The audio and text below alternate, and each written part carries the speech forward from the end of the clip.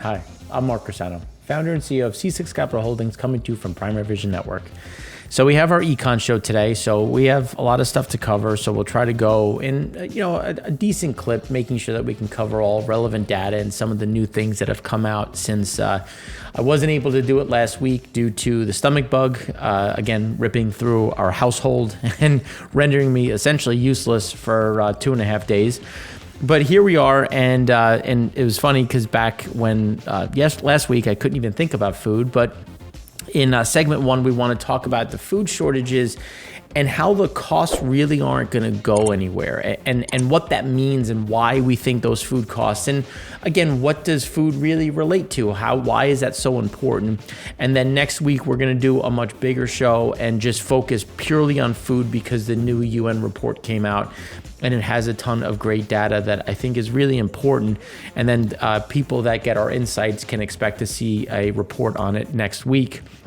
And then we're going to follow inflation pressures, why it's still hitting hard, who it hits the most, and then how's the Fed going to respond? Where are rates going to go? Like all of a sudden, people are waking up to the fact that the Fed funds rate isn't going to go down, and maybe it does go to 6%. Again, we don't think so, but this is some of the new data that has come out that we'll talk about. And then in the third segment, we want to talk about how service PMI, service activity really ramped up, manufacturing weakened a bit more, and realistically, what is that going to do for the U.S. economy, especially in Q1? Is that service going to be enough to bridge some of that gap? Then we're going to look at Europe, and we're going to look how inflation has cooled off, but Germany officially, quote unquote, enters the recession. And then we're going to turn to Asia and talk a bit about China, because obviously the data improved. They had their reopening, but was it what was expected? Are we going to see some of that slowdown? What is going to happen as the Chinese economy reopens? And is there really enough activity to see a meaningful amount of growth?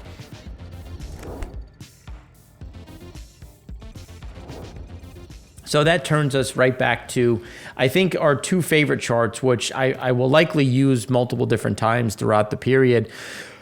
But again, the polarization side, and it's important to appreciate that if people can't eat, if people can't afford food, if there's a lack of social mobility, income mobility, that's going to create anger, that's going to create resentment, that's going to create people finding or searching for a solution, and that increases polarization. We've seen, as we talked about with India, they turned around and they released product from their internal reserves.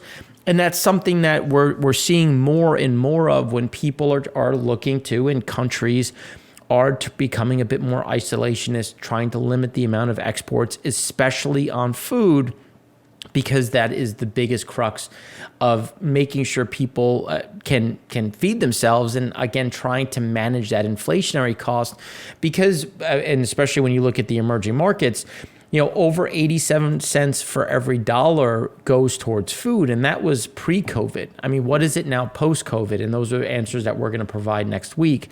The U.S. typically spent 17 to 24 cents, 23 cents, depending on bracket, on food per dollar, and now we're up to about 30 to 37 cents, which is it's still on the low end of the scale. The U.S. is the wealthiest country in the world, but it's still a meaningful number and a meaningful bump in just our everyday lives, and people have to eat. There is no choice in eating. You have to eat. Can you go longer than drinking? Yes. But again, this is still a key crux of the Maslow's hierarchy, and why food is such an important piece, where when we went from hunter-gatherers, we plopped down, we started farming.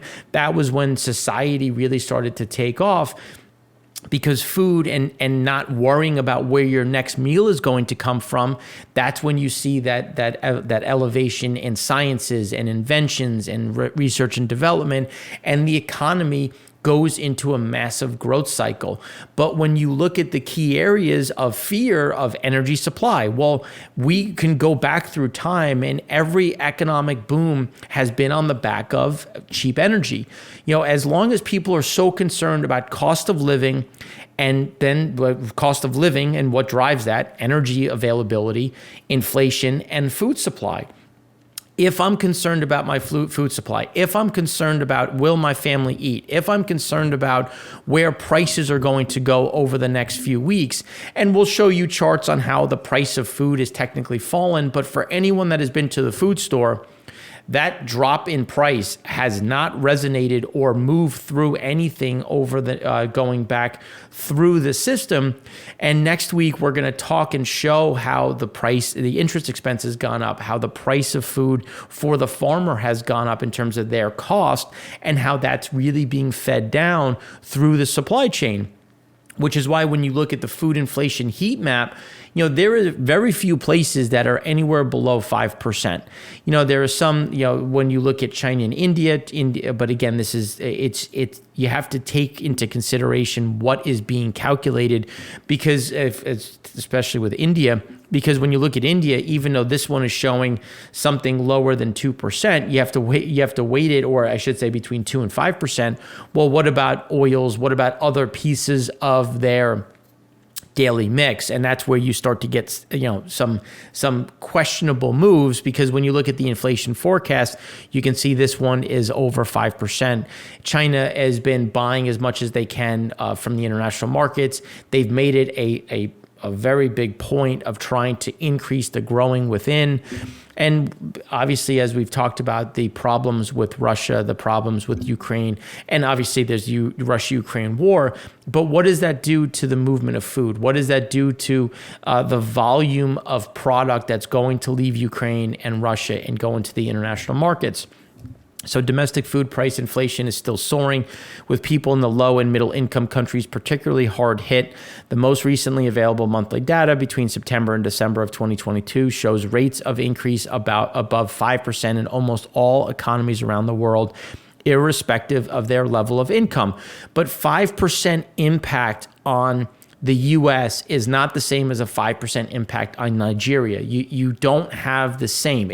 And not to say that anybody, I'm feeling the pain. I'm sure anybody watching this is, but those in Nigeria, those in other areas, India and whatnot, are going to get hurt more than, and well, in the next segment, we're going to talk about how inflation hits the poor and the middle class that much harder.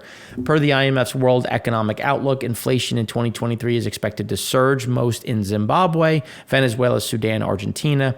Expectations for the U.S. is 3.5%, with Canada at 4.2% and UK at 9%. But inflation, again, looking at the inflation forecast is important, because that is going to be a cost on everything and going to drive down economic growth. But the food piece is so important, because people are going to hold back on spending on this, this movement of consumer discretionary cash, and that's going to move towards staples. That's going to become more protectionist. And realistically, people can become more isolationist when they look at trying to hold that food internally, bring down internal costs, ensure that people have enough to eat internally before they turn to the export market.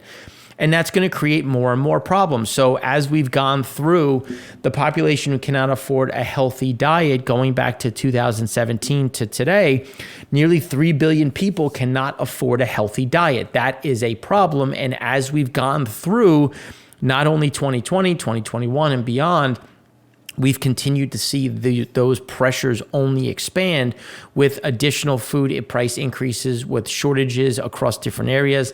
La Nina is hitting the Latin America hard, specifically Argentina and Brazil, which again is going to impact underlying costs and really create shortages on the crop level. So then when you look at global beverage and food PMI input costs, beverage and food production rose for the second month running, with the rate of expansion picking up to the fastest since July 2022. Cost inflation remained elevated, and it is slightly stronger than it was in December. So now, after coming back down from some of these highs, it's actually re-accelerating up. And we don't think it goes back to the highs that it was. There's no need to. this is a compounding calculation where as long as you're above 50, you're expanding. And now you're starting to see this expand again, which is going to put more pressure on food prices, which is going to, again, drive things back up. And that's where we continue to see a lot of these pressure points. And that's going to hit that retail sales. That's going to hit the global economy harder.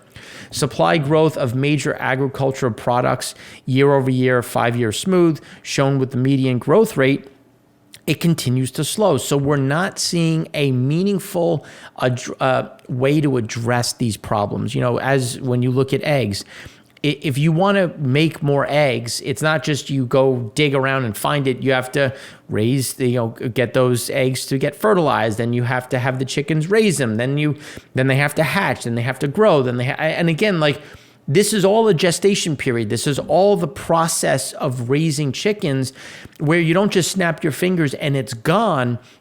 There is a normal, on a crop side, germination side, on the livestock side, the growth cycle of raising cattle, raising pigs, chickens.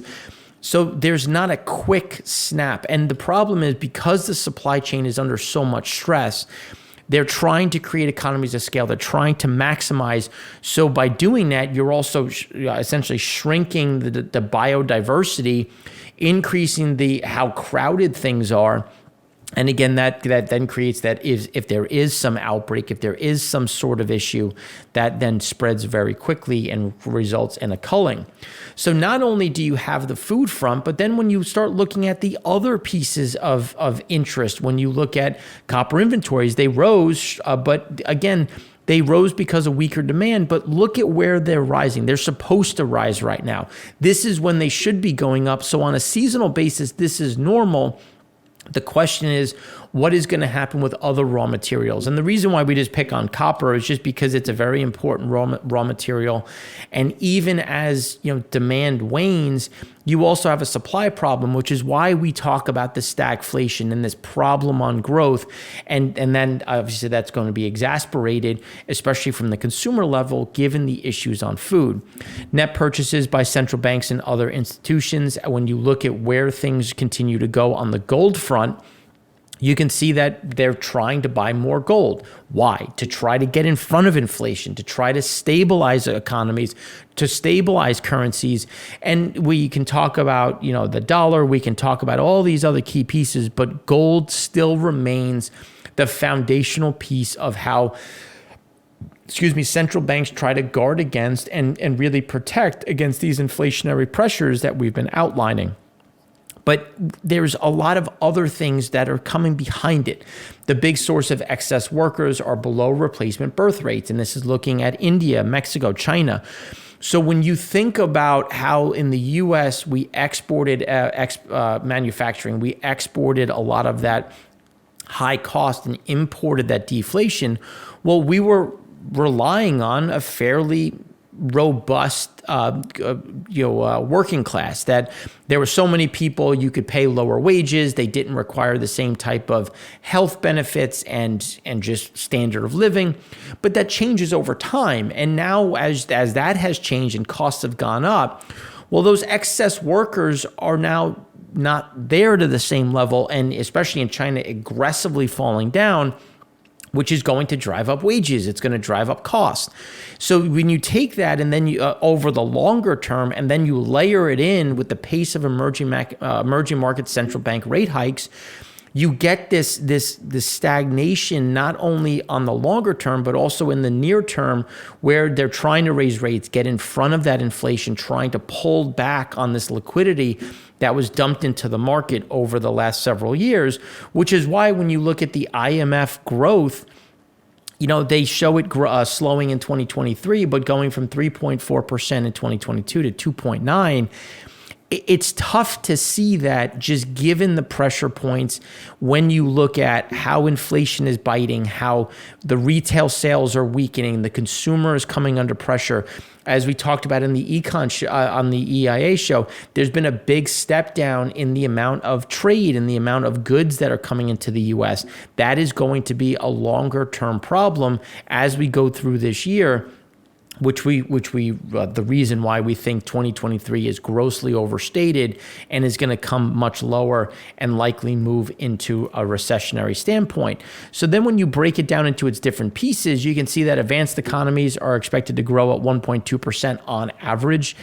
And again, that's where, based on what we're seeing here, what we're seeing in Europe, it's unlikely that we're going to get to that level of growth given where things were last year and how things have really closed out Q4 and have started in the first half of this year.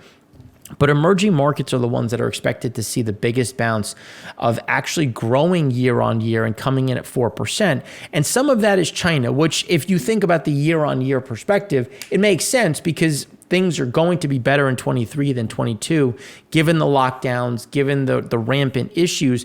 But it doesn't mean that we're going to get rampant growth either, because there's still a big issue on the real estate side. There's still a big issue on exports, and then that local consumption that we've been really kind of honing in on, and the balance between how much is in savings and how much of that savings is going against covering losses, which we think is going to diminish the amount that you're going to see spending internally and inherently bring that down.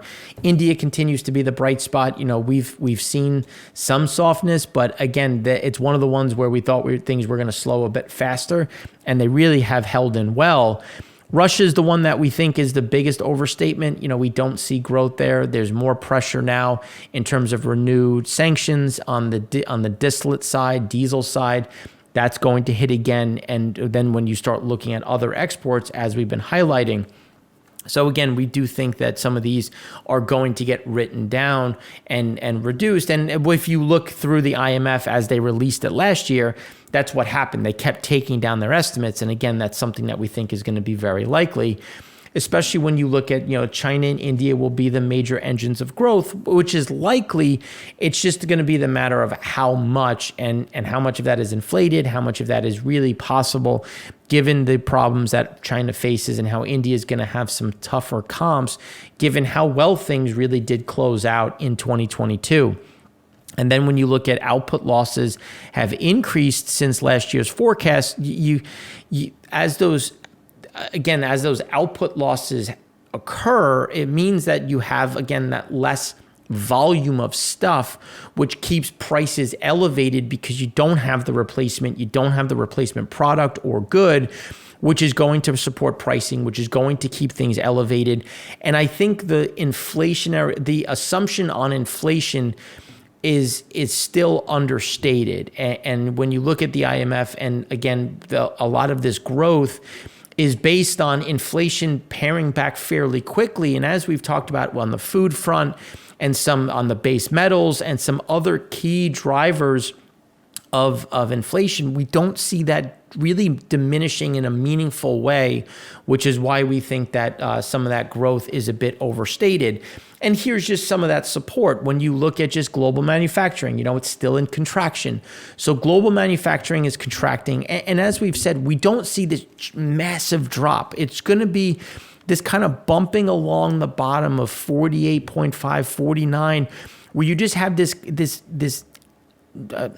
nagging slowdown where it's like, just rip the Band-Aid off already, like get it over with. But we're not going to get there because we've reached this point of stagnation. And I think the global exports number puts that into a really good box when you start looking at going back to 2009, 2007, 8, really, when you had that blow off peak of just a huge amount of exports. You're not seeing exports really increase capacity for countries. If anything, you've seen a fairly steady decline as exports drive GDP a little bit less. There's less movement of goods. Now you're getting more nearshoring and onshoring, which means that exports are actually going to diminish a little bit further. And that's going to weigh on countries that rely on those markets, that rely on that excess amount of dollars to come back through trade. And all of this results in real wage growth. We've continued to see real wage growth shrink on the emerging market side. And then when you look at real wage growth latest year on year, looking at emerging Asia, emerging Europe, Latin America, Middle East and Africa, you're seeing the pressure. And again, as real wages, so on average, as well as just, one-offs, that's diminishing the amount people can spend. That's going to pull down the amount of excess capital or excess spending, which is why we see those issues on local consumption. And then when you look to the export markets, well, if the bigger nations still aren't buying, their real wages are coming down, which we're going to talk about for the US in segment 2 and 3. And then for Europe in 4 and Asia in 5, you're seeing that that's going to be a problem that's persistent and again going to reduce the amount of underlying growth we expect in each country. Then when you look at global PMI business activity, you can see on basic materials, financials, it's coming in at just around 45 PMI. Global sector PMI business activity indices on the tourism media have gotten better. But the basic materials and financials is a big driver for where we see some of this momentum and the manufacturing really kind of sucking us down. The latest S&P Global Sector PMI release signaled a mixed picture at the start of the year. Just 6 of the 21 monitored sectors saw business activity increase. More positive was a return to growth of consumer-facing services, including tourism and recreation. So again, there's still some of those mixes, but remember, services is also a bigger driver of sticky inflation coming back to as services get a bit better and then the material side, manufacturing side gets worse. That's actually a negative for inflation and actually keeps inflation much higher than expectations. And part of the reason, another part of the reason we see the issues on stagflation.